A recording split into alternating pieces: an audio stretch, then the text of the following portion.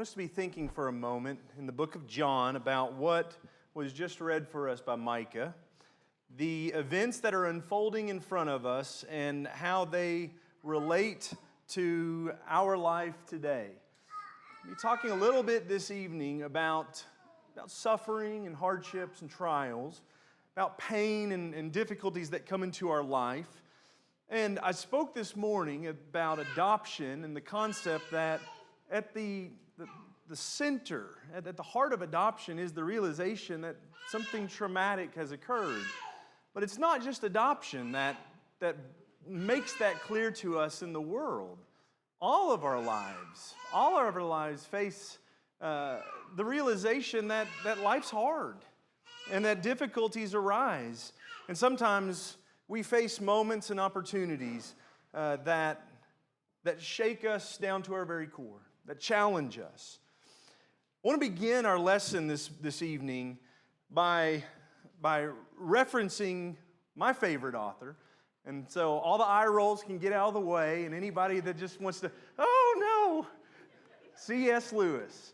Let's go ahead and get it out of the way. C.S. Lewis faced terrible ordeals in his life. Maybe not everyone was aware of. C.S. Lewis was involved in the First World War. He was a lieutenant. He actually commanded forces and fought during the First World War. During the Second World War, he was also heavily involved in the war efforts. Primarily, he was utilized closer to home this time. He became a voice to boost morale in Britain through a regular radio program. Even into the Cold War, C.S. Lewis was alive for the Cold War, and that shaped things that he saw and how he interfaced with the world. But it's mainly those first two, and especially World War I, that he witnesses great tragedy and sees the brutality and the grotesque nature of man and how wicked they can behave towards one another that deeply impacts him. But not just the violence that he saw around him, the times in which heartache and tragedy struck much closer to home. C.S. Lewis was heavily acquainted with death. At 9 years old, his mother passed away from cancer. He actually wrote a letter to his father, who had all but abandoned them while she was in the hospital, begging him to come and be with them during her closing hours of her life, a letter which was never responded to. He was left to basically be raised at a boarding school of sorts following the death of his mother. During World War I, he befriended a man his name was Patty Moore. His name was Patty Moore. His mother's name was Janie Moore. And he made a deal with Mr. Patty. Whoever of us passes away during this war, the other one is going to take care of whatever family that we have, whatever responsibilities that are waiting for us at home. And his friend, Mr. Moore, passed away, and so Lewis sort of adopts his mother, Janie, and he takes care of her all through her life and develops a very complicated friendship with her up until her death. But probably most significant to him was his wife, Joy Davidson. He was 58 years old when he married Joy in 1956. She passed away in 1960 from cancer. All of these events in his life of trauma and heartache and suffering come together to influence two significant books that he wrote. The first one being A Grief Observed, where he deals with the passing of his wife. The second one being The Problem of Pain. And in The Problem of Pain, he deals with and dissects this argument that is oftentimes made against God. Here's how he expresses it. If God were good, He would wish to make His creatures perfectly happy. And if God were almighty, He would be able to do what He wished. But the creatures are not happy. Therefore, God lacks either goodness or power or both. This is the problem of pain in its simplest form. Now, Lewis goes on to assert that the idea of this argument, even though it sounds logical, we hear that and go, that makes a lot of sense. It sounds like a robust argument. he goes on to assert this argument completely fails to understand what good, power, or even love really mean. This evening, what I want us to see is that the problem of pain and the way that it touches and influences our lives in so many ways, and all the questions that get drawn out through it are neither new nor original to us. First, in John 9, did you notice that a problem is portrayed for us? There is a man born blind. And what we should be expecting is Jesus is going to do something about it. And verse 6 begins the miracle. Verse 6 begins how Jesus is going to deal with that. Why does John spend all of those verses in between giving us this commentary that has really nothing to do with Jesus' power to heal a blind man? I believe he does it because he recognizes the questions that the disciples had and the problems that arose in their mind when they saw suffering and difficulty in the world are questions and problems that we still suffer with and struggle with today.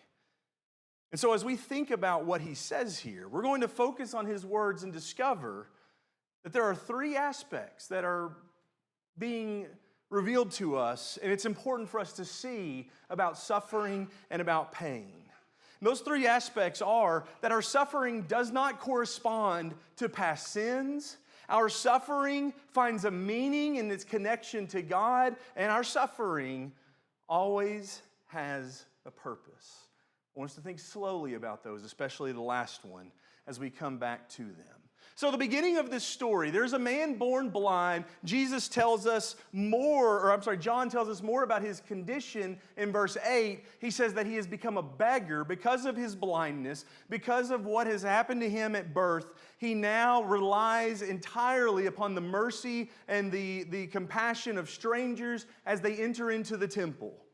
And we also learn later on in the narrative that he has family who are not taking care of him, whether it be that they just can't take care of him or whether that they have chosen not to take care of him. The story isn't fleshed out for us, but we know that he has those who do bear a responsibility for him.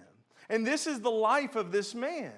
And when they see this, when they see this guy, they have this question. Well, who sinned? Whose fault is this? You see this terrible life that is in front of us. It's not a light ordeal. It's not just some sort of temporary affliction. This is something that's been going on for a long time. Whose fault is that? I'll have you note the questions they don't ask that are not, they're not a part of our study this evening, but they're worth reflecting on. They do not ask, what can we do to help? They do not ask, how can we be a comfort? They see problem, they see pain, they see suffering. Their first question is not, how do we get involved in that? Their first question is, whose fault is this? What caused this? That is a question that suffering regularly produces. Did I do something wrong to bring this upon myself? Why did this happen? Is God punishing me? Many faithful people throughout history have asked that question. Job's friends assert that question, and while Job seeks to defend himself, he also reveals that that question is probably in his mind as too. Why is this happening to me? Godly parents have asked that question. Godly spouses have asked that question. The disciples reflect a common belief in their day, and they reflect a common concept that we still struggle with. Something terrible has happened. There's got to be a cause. There's got to be a reason that this is going on. If something bad has happened, something or someone must have done something bad. Notice that in verse 3, Jesus begins correcting their thinking on this right away. It was not that this man sinned or his parents. Jesus does not deny here that sin brings suffering into the world in a general sense. That is very true. We can all go back to the garden and recognize blindness was not a part of God's original creation. That suffering was not present in the garden. And so Jesus doesn't just whitewash the fact that sin has had an effect on the world, but he also denies here that every hardship has a line that traces it back to some specific personal sin. And that's important because how many people view problems and difficulties and hardships in their lives and in the lives of the people that they love, and they live under a false guilt. They assume that every pain has some connection to punishment in their life. They assume that tragedy is a form of retribution. They assume that hardship means my God is angry with me. And Jesus comes into that moment with this question and says, no, that's not what's going on here. And Scripture has repeatedly tried to draw that out. In the book of Ezekiel, in Ezekiel 18, you have this instruction that Ezekiel goes to the children of Israel and he says, you're going to stop blaming the hardships that are going on in your life on things that your parents have done. Now, the concept there is he's going to tell them there is a consequence for your sin and it is not your parents' fault. But what that also reveals to us in Ezekiel's thinking is that what parents have done does not somehow create an effect of suffering in their children.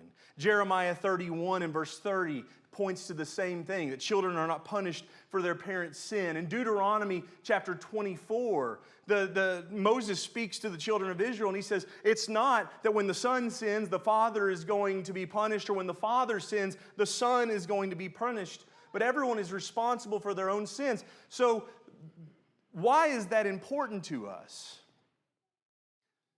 It is because it is setting up a framework that God does not view sin as something that brings some form of tragedy into our life or carries it further into our children's life. Now, if you're a good Bible student, you're going right now thinking, what about David and Bathsheba?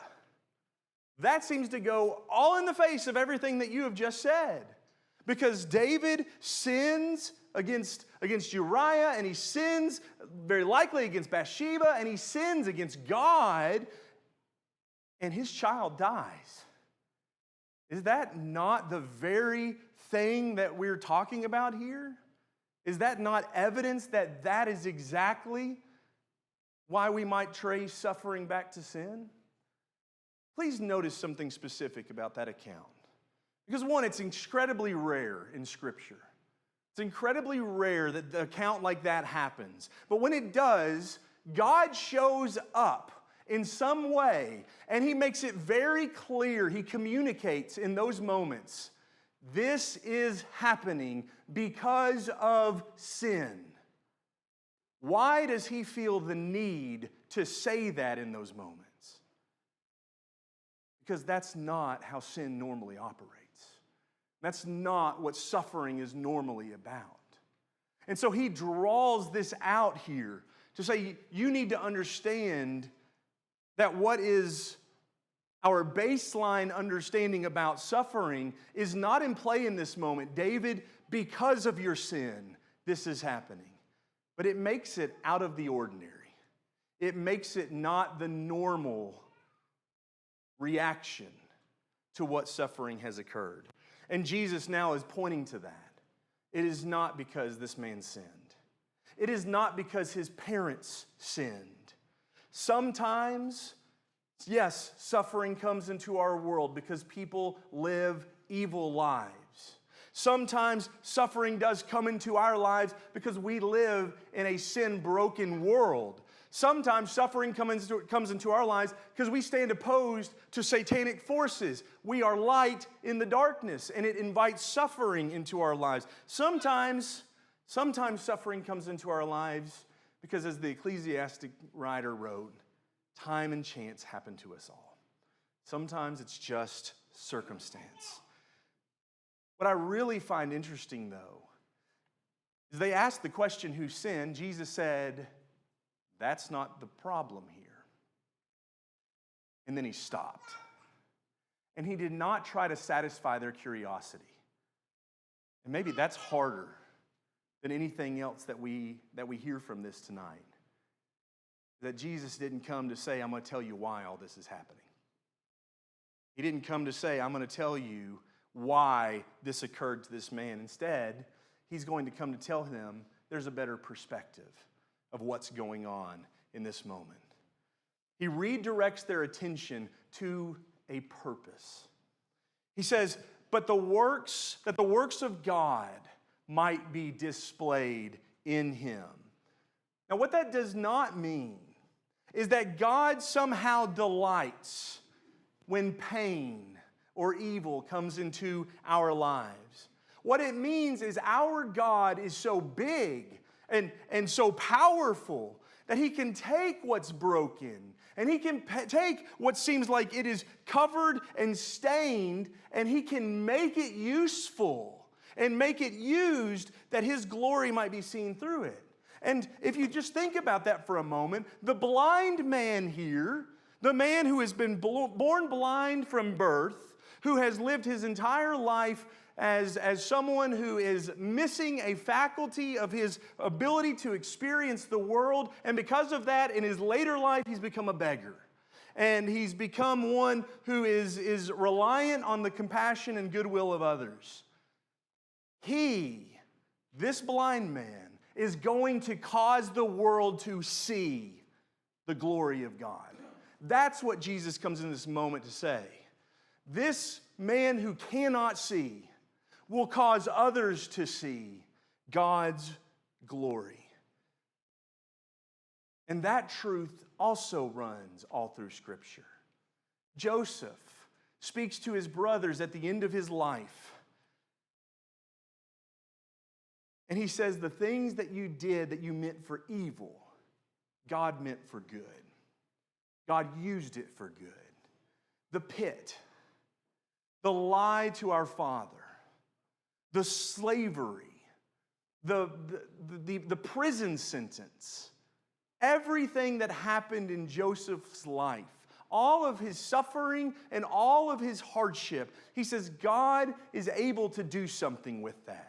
God is able to utilize that, and he will utilize it for something good. And you know, Joseph saying that, or Jesus saying this now, does not dismiss the pain of the pit. It does not dismiss the tragedy that has occurred when brothers will think about murdering, selling off, and deceiving their father into the death of their own sibling. It does not dismiss the terribleness that has occurred, but it acknowledges the ability of our God to use something like that for his glory. Paul, when he writes about a thorn in his flesh, he writes that he appealed and begged God multiple times, do something about this. And he was met with an answer. My grace is sufficient for you. Your weakness is the perfect place for my power and my strength and my ability to be displayed for others to see. Maybe the greatest of those is the cross. The moment that has no justification.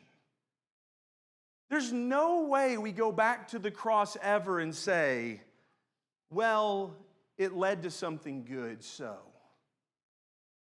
It was wrong. It was the most grievous of wrongs. It trumps every wrong that we can possibly think of. The Son of God, destroyed by the creatures that he has made, that he has come into the world to save. And the difficulty of the cross is abundantly present in the garden prior. As Jesus, with drops of sweat as blood, prays to God and says, if there's a way possible, let this cup pass from me, but nevertheless, your will be done. When I say Jesus' perspective here is to show that something good can come from this, it does not diminish what has happened. It does not try to whitewash. His teaching is saying there is another lens in which we can view the hardships that are going on in our lives. And while we might come to them and ask the question that the disciples asked, why? Why is this happening? The other way that we can view this is what? What can God accomplish through this difficult moment? And so that's what I want us to take from the lesson tonight is these three ideas of suffering.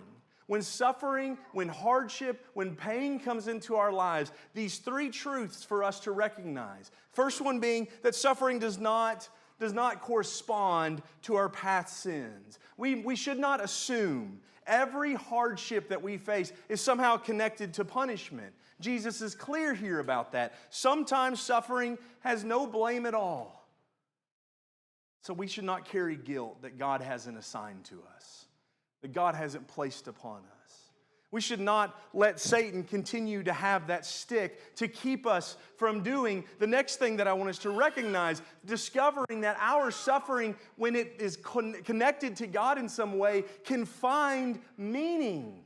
It can find some way in which it is more than just empty and cruel and random,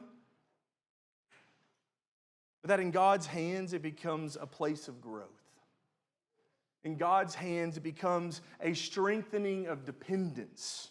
In His hands, it's where witness and endurance and hope find a fertile ground to grow in our lives.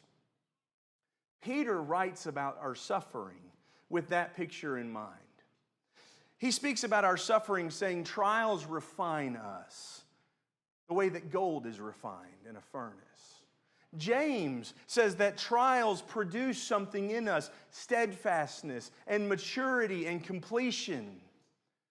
And so he acknowledges difficult times have come into our lives, difficulties that we may really struggle to ever understand why they're happening, but we might see that when we allow God to have those, we allow God to work in those, it has the ability to produce something in our lives. So he says, approach it with joy.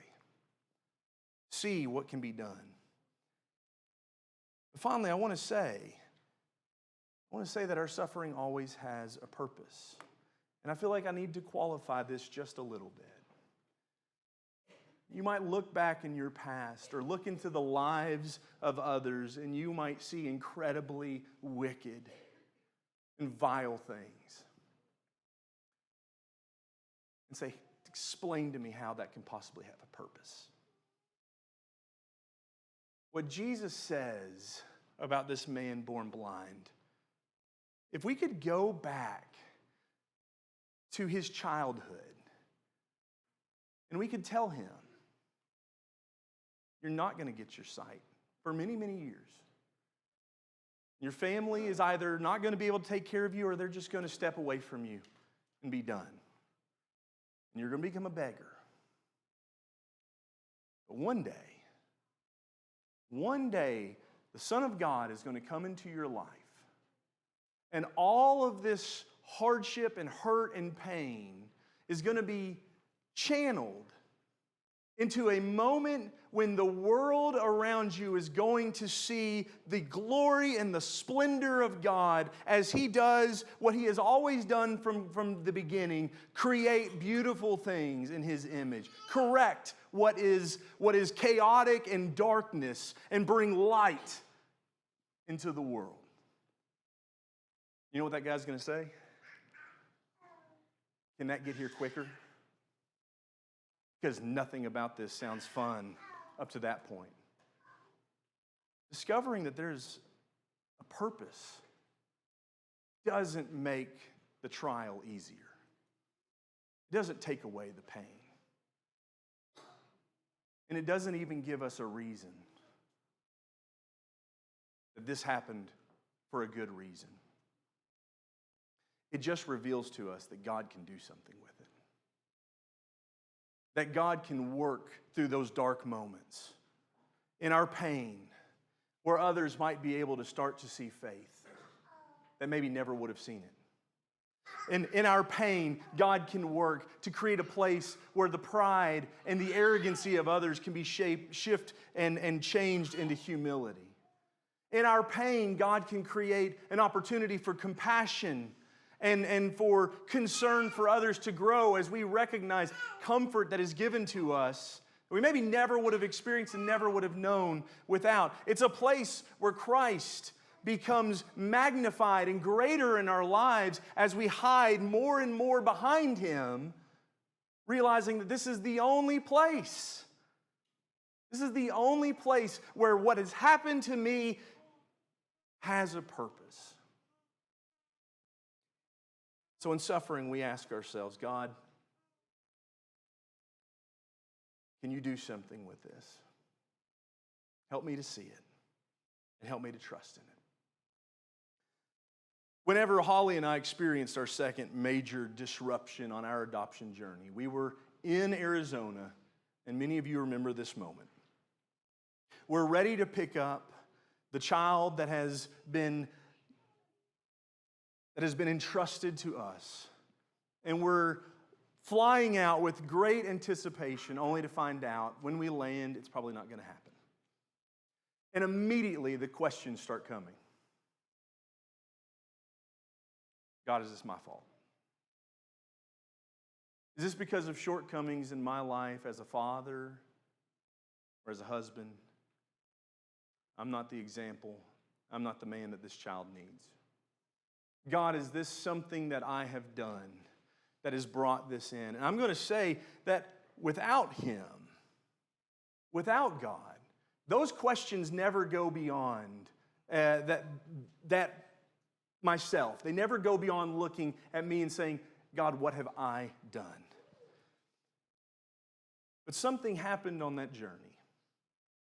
Holly and I began to focus more and more on the God who had led us out there. We got up every morning and we prayed virtually the same prayer. Let today be the day that we get to take our child home. If it's not, help us to see that your mercies are new every morning. Help us to find some purpose in all of this, that you might do something through what we are experiencing. There was a day when we were walking around at, I believe, the zoo. We'd taken Atticus to the Phoenix Zoo. And there was a section in one part of the zoo that had benches that were donated, and whoever donated them, it was able to put a placard on it with their name or something on it. And we're walking through and we're looking at the benches in this beautiful garden area. And one of them stood out to Holly specifically, and she drew my attention to it. It said, "Look for the collateral beauty." And for those of you who know her very well, that became very much a part of her. Looking for the collateral beauty in a situation that seemed like it had none. Nothing but darkness, nothing but hopelessness. A place which held so much sorrow in our lives became a place where we enjoyed time with Atticus that we maybe never would have got to spend with him. It became a place where we grew to know one another and to trust one another greater than we had ever done in our marriage. It became a place where we discovered the unrelenting love of a God who calls us to passages that are dark and promises to lead us through and to produce a treasure in the midst of a trial. We discovered purpose. It doesn't make it any easier. And it doesn't take away questions. Why did we have to go through that? But it gives us hope. And it gives us strength. That God has been able to use it for something, for His glory. That others might see His light. I say all that to say, let us never dismiss pain.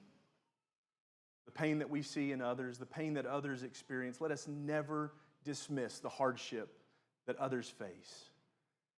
But let us never forget that pain can be a lens by which we can see God as a solution, an ever-present source of help in our time of need.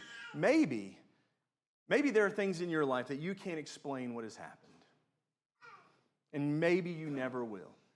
Interesting thing about John chapter 9 is nobody ever comes back to the blind man and never come back and say, okay, this is why all this happened. This is how all this went down. This is what it all produced. This is everything that you need to know about the situation. Same thing with Job. There is no Job 2 where God sits down and says, all right, Job, let's decompress. And let me tell you everything that I'm going to do through the experience that you had.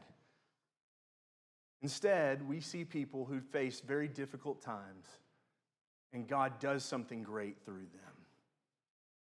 The blind man was giving something incredibly more valuable than the reason why.